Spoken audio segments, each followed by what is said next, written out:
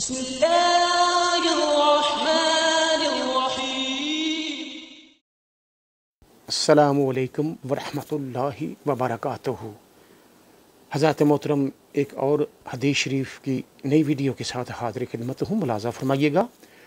حضرت ابن عباس رضی اللہ تعالی عنہما سے روایت ہے، انہوں نے کہا کہ حضور نبی اکرم صلی اللہ علیہ وآلہ وسلم دو قبروں کے پاس سے گزرے تو ارشاد فرمایا، یقیناً یہ دونوں عذاب میں مبتلا ہیں اور کسی ایسے گناہ میں عذاب نہیں دیا جا رہا جس سے بچنا بہت زیادہ دشوار ہو۔ ان میں سے ایک تو پیشاب کے وقت پردہ نہیں کرتا تھا اور دوسرا چغل خوری کرتا تھا۔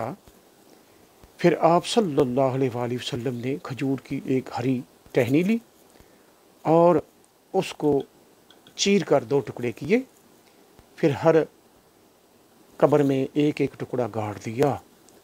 صحابہ کرام نے عرض کیا، یا رسول اللہ صلی اللہ علیہ وآلہ وسلم، آپ نے ایسا کیوں کیا؟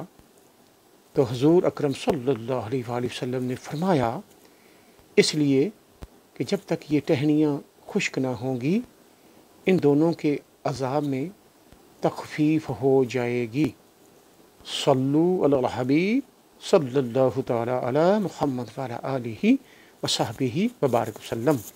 حضرات گرامی، آج آپ نے یہ حدیث ملاحظہ فرمائی، اپنی رائے کا اظہار ضرور کیجیے گا اور ہمارے چینل کو سبسکرائب، لائک اور شیئر ضرور کیجیے گا۔